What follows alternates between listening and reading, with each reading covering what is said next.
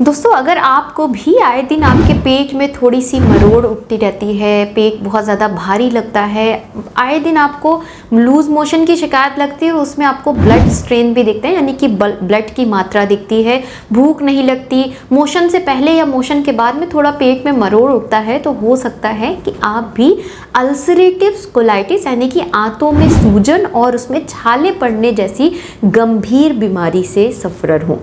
आज मैं आपको बताऊंगी कि क्या होता है अल्सरेटिव कोलाइटिस, इनके पीछे क्या ऐसे कारण होते हैं जिनसे आपको अल्सरेटिव कोलाइटिस हो सकती है, होम्योपैथिक की कुछ टॉप मेडिसिन जो आपको इस गंभीर बीमारी में बहुत ज़्यादा लाभप्रद होंगी। तो मैं डॉक्टर प्रांजलि आपका बहुत बहुत स्वागत करती हूँ। तो चलिए दोस्तों, बात करते हैं अल्सरेटिव कोलाइटिस के बारे में। दोस्तों, सबसे पहले ये जानिए कि आखिर अल्सरेटिव कोलाइटिस क्या होता है। अल्सरेटिव कोलाइटिस शब्द से ही समझ में आ रहा है। कोलाइटिस का मतलब कोलोन हमारी आंत को बोलते हैं, और आइटिस मैंने बहुत बार अपने वीडियो में बताया है कि जहाँ पे भी आइटिस वर्ड यूज होता है इसका मतलब उसमें इन्फ्लेमेशन यानी कि सूजन वाली टेंडेंसी है। तो पहली बात, आपके आंत में सूजन होना, उसके साथ अल्सरेटिव वर्ड आगे जुड़ा है। अल्सरेटिव मतलब अल्सर, मतलब आपके पेट में छाले हैं, उसके साथ साथ आंतों में सूजन है।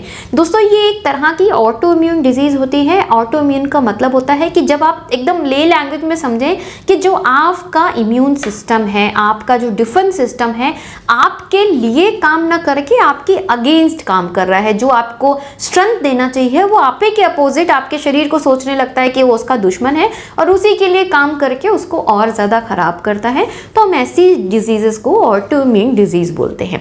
अगर मैं इनके कारणों के बारे में बात करूं तो बहुत सारे फैक्टर हैं जो आप में अल्सरेटिव कोलाइटिस कॉज कर सकते हैं। एक तो ये है कि जेनेटिकल यानी कि अनुवांशिक, अगर आपके पेरेंट्स में अल्सरेटिव कोलाइटिस की टेंडेंसी है तो आप भी प्रोन होते हैं कि आपको भी अल्सरेटिव कोलाइटिस हो जाए, या आपको पेरेंट्स में IBS IBD की कंडीशन रही है तो उसमें भी अल्सरेटिव कोलाइटिस होने के चांसेस बढ़ते हैं।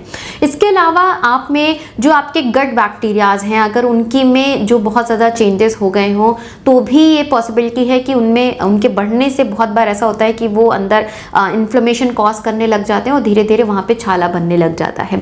आप कुछ ऐसी मेडिकेशंस पे गए हो, बहुत स्ट्रॉन्ग मेडिकेशंस हैं जिन्होंने आपके बॉडी को, जैसे कि किसी और डिजीज़ के लिए आपने बहुत ज़्यादा स्ट्रॉन्ग मेडिसिन खाई हैं जिसके वजह से आपके आंतों पर असर आया और धीरे धीरे करके उसने वहाँ पे सूजन कॉज की और बाद में जाके वो अल्सर्स में कन्वर्ट होने लगा, तो भी आपको ये पॉसिबल है अल्सरेटिव कोलाइटिस आपको कॉज कर सकता है। इसके अलावा जो कारण है दोस्तों कि अगर आपको बहुत बार इन्फेक्शंस हुए हैं, जैसे आपको कोई भी GI ट्रैक का बार बार बैक्टीरियल इन्फेक्शन या वायरल इन्फेक्शन कुछ भी हुआ है, बहुत बार सबसे ज़्यादा कॉमन देखने को लोगों में मिलता है H. pylori इन्फेक्शन हुआ है, बार बार होता जा रहा है और यही इन्फेक्शन आपको अगर नीचे तक कन्वर्ट होता जाए तो वो आपको कॉलन में भी सूजन कर सकता है और अल्सर्स भी कॉज कर सकता है। इसके अलावा जैसे मैंने बताया ये एक ऑटो इम्यून डिजीज है, तो आपकी बॉडी ही आपके अगेंस्ट जब काम करने लग जाती है तो वो आपके डिफेंस को गड़बड़ करके वहाँ पे इन्फेक्शन कॉज करके इन्फ्लेमेशन कॉज करती है और अगेन आप में अल्सरेशन या अल्सरेटिव कोलाइटिस बनने के चांसेस बढ़ा देते हैं। तो कुछ चीज़ें तो आपके खुद के द्वारा ही क्रिएटेड है। वैसे ऑटो इम्यून जो डिजीजेज होते हैं उनका सर्टेन आप कारण नहीं निकाल सकते कि किस वजह से आपको ऑटो इम्यून डिजीज हुई है, वो किसी भी फैक्टर में आपके शरीर में ट्रिगर कर सकता है और आपको परेशान कर सकता है। अब बात करते हैं इनके लक्षणों के बारे में कि कैसे लक्षण आपको आए दिन दिखें कि आपको समझ में आए कि आपके शरीर में अल्सरेटिव कोलाइटिस होने की संभावना हो सकती है। आपको आए दिन जो है मोशन लूज रहता हो, मोशन में आपको ब्लड आ रहा हो, ब्लड में आपको जमा हुआ सा जैसे गाढ़ा ब्लड आए, फ्रेश ब्लड नहीं होना, दोनों में डिफरेंस होता है। जब कोई चीज़ जैसे कोलोन से होता हुआ जो ब्लड आता है वो डार्क कलर का, ब्राउनिश और ब्लैकिश कलर का आपको ब्लड के साथ जो है दिख सकता है, जमा हुआ ब्लड। इवन बहुत बार ऐसा है कि अगर बहुत ब्लड आपको मोशन में दिख भी नहीं रहा है और आप जब अपने स्टूल चेकअप कराते हैं उसमें आपको ऑकल्ट ब्लड दिखता है, यानी कि छुपा हुआ ब्लड दिखता है, ऐसे सामने से आपको विजुअलाइज नहीं होता। पेट में आपको एक टेंडरनेस बनी रहती है, आपको छूने पे हल्का छुएं आप अपने नाभि के आसपास तो एक मीठा मीठा दर्द आपको हमेशा बना रहता हो। मोशन से पहले या मोशन के बाद आपको पेट में मरोड़ उठती हो और देन आप मोशन के लिए जाते हैं, भूख लगनी बंद हो गई है, वजन घटना शुरू हो गया है, बहुत ज़्यादा कमज़ोर महसूस कर रहे हैं, आपका जो आप खा रहे हैं आप खा भी क्वांटिटी में अगर अच्छा रहे तो भी शरीर में नहीं लग रहा है, बहुत ज़्यादा फटीग और कमज़ोर सा महसूस कर रहे हैं, तो पॉसिबिलिटी है कि आपको अल्सरेटिव कोलाइटिस की टेंडेंसी हो रही हो। अब बात करते हैं कि अगर ऐसे लक्षण आपको मिल रहे हैं तो आप जानेंगे कैसे आप पता कर सकते हैं कि आपके शरीर में अल्सरेटिव कोलाइटिस है। इसको जानने का सिर्फ एक ही उपाय होता है, आपको कोलोनोस्कोपी करानी होती है। अंदर पेट में आपके कैमरा डाल के चेक किया जाता है कि पेट में अल्सर बने हैं कि नहीं बने हैं, और अगर बने हैं तो किन किन जगहों पे हैं, और उसके साथ आपको या सिर्फ सूजन है, अगर सिर्फ सूजन होती है तो उसे कोलाइटिस वर्ड बोला जाता है, और अगर सूजन के साथ साथ छाले भी पड़ गए हैं तो उसे अल्सरेटिव कोलाइटिस बोलते हैं। अब बात करते हैं होम्योपैथिक की कुछ बेस्ट मेडिसिन के बारे में जिसका बहुत अच्छा एक्शन देखा गया है अल्सरेटिव कोलाइटिस के केस में। सबसे टॉप मेडिसिन जो मानी जाती है अल्सरेटिव कोलाइटिस के केस में है वो है मर्कसॉल। मर्कसॉल आपको यूज़ करनी है 200 पोटेंसी में, और इसके जो करेक्टरिस्टिक सिम्टम है वो मैं बता देती हूँ। अगर आपको ऐसा सिम्टम अपने में मैच कर रहा है तो आप इसका प्रयोग कर सकते हैं। अगर आपको मोशन में एक ब्लड आ रहा है, चिकना आपको मोशन आ रहा है और ब्लड आ रहा है, ब्लड के साथ साथ आपको पेट में दर्द यानी एब्डोमिनल पेन मिल रहा है, आपको टेंडरनेस, अपने पेट में एक थोड़ा सा टेंडरनेस महसूस हो रही है, इसके साथ साथ आपको कंटिन्यूअस अर्ज रह रही है, जैसे आप मोशन पास करके आए, थोड़ी देर बाद वापस से लग रहा है कि अभी मोशन आ रहा है और मुझे जाना है, और एक अनसेटिस्फैक्ट्री आपको डेफिकेशन की टेंडेंसी रहती है। आपको लगता है कि मोशन पास तो हो गया लेकिन पूरी तरह से पेट आपका खाली नहीं हुआ है, साफ नहीं हुआ है, ये लगातार अर्ज आपको बनी रहती हो, और साथ में जो म्यूकसी और ब्लड के साथ म्यूकस आ रहा हो, उस केस में आप मर्कसॉल की 200 पोटेंसी का प्रयोग करें। आपको लेनी कैसी है, 4 बूंद सुबह में, 4 बूंद शाम में, 1 चम्मच पानी में डाल के आप पीना शुरू करें। ये आपके इस मरोड़ वाली टेंडेंसी और साथ में ब्लड आने वाली टेंडेंसी को ठीक करने में बहुत ज़्यादा हेल्पफुल रहेगा। इवन इसके साथ साथ आपको मुंह में सलाइवा बहुत बनता हो, बहुत लोगों में मैंने ये चीज़ सुनी है कि वो बोलते हैं कि उनको लगता है मुंह में पानी बहुत ज़्यादा आ रहा है और चिपचिपा सा मुंह रह रहा है, उन केसेस में भी मर्कसॉल का इंटेक बहुत ही अच्छा काम करता है। नेक्स्ट है, बहुत अच्छी काम करती है मेडिसिन आर्सेनिक एल्बम। 200 पोटेंसी में आपको इसकी प्रयोग करनी है, सिर्फ 4 बूंद रात में। अगर आपको मोशन पास करने के बाद बहुत ज़्यादा बर्निंग फील हो रही है, बर्निंग इन द सेंस आपको रेक्टल पे भी ब्लीडिंग है, मतलब बर्निंग सेंसेशन रह रहा है, मोशन बहुत ज़्यादा प्रोफ्यूज बार बार जाना पड़ रहा है, पेट में दर्द हो रहा है, और अगर आपने आसपास कुछ बाहर का खाना खाया उसके बाद से ये परेशानी और अगर आपको बढ़ गई है तो arsenic is one of the top remedy for this condition.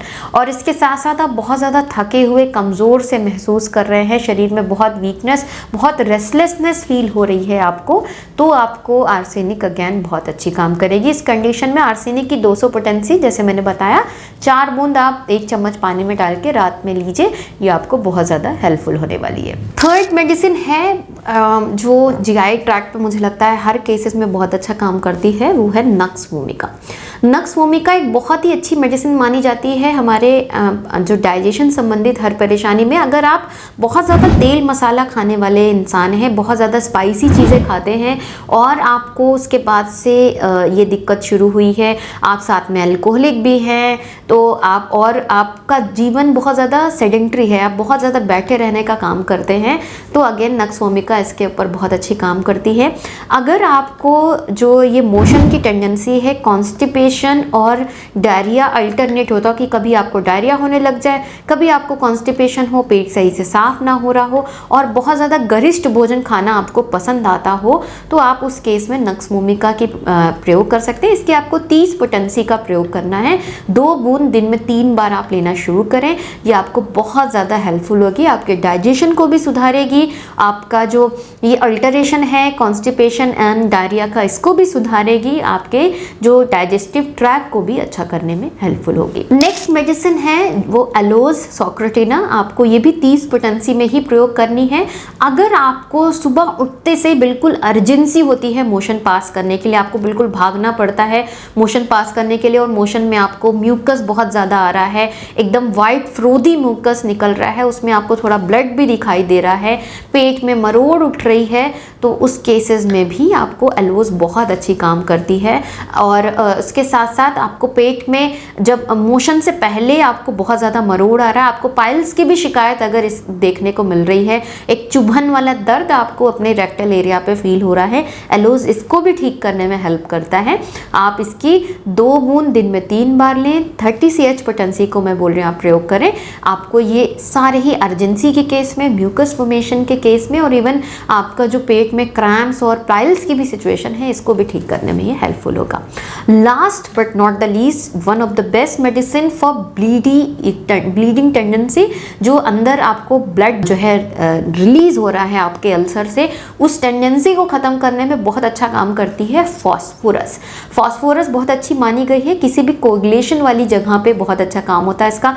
200 potency को आपको प्रयोग करना है, आप उसकी 2 बूंद सुबह में प्रयोग कर सकते हैं। इनमें से अगर आपको किसी के 2 सिमिलर सिम्टम लग रहे हैं तो आप 2 दवाएं भी साथ में ले सकते हैं, अदरवाइज एक मैच कर रही है तो आप एक का सेवन कर सकते हैं। तो 2 बूंद आप फास्फोरस की सुबह में ले सकते हैं। हफ्ते भर से 10 दिन लें, आपके ब्लड में जो मोशन में ब्लड आना तो कम करेगा ही करेगा, आपके अल्सर्स को भी हील करने में बहुत ज़्यादा लाभप्रद होगा। तो इसको आप डायरेक्ट ज़बान पे सुबह में ले सकते हैं। बाकी जो दवाएं हैं उस पर ध्यान दें और साथ ही अपने कारणों पे ज़रूर ध्यान दें। बहुत ज़्यादा स्ट्रेस नहीं लें, आप तेल मसाले का सेवन काफ़ी कम करके रखें, एक हेल्दी और लाइफस्टाइल को अपनाएं। डेफिनेटली आपको इससे बहुत ज़्यादा लाभ मिलने वाला है। तो आशा करती हूँ दोस्तों ये वीडियो आपको पसंद आया होगा। वीडियो अच्छा लगा है तो इसे लाइक ज़रूर करें, शेयर करें दोस्तों ज़्यादा से ज़्यादा लोगों तक, ताकि वो भी अपनी इस परेशानी को ठीक करें विदाउट एनी साइड इफेक्ट। मिलती हुई इसी तरह के इन्फॉर्मेटिव वीडियोज़ के साथ, तब तक के लिए thank you so much. Stay safe and healthy.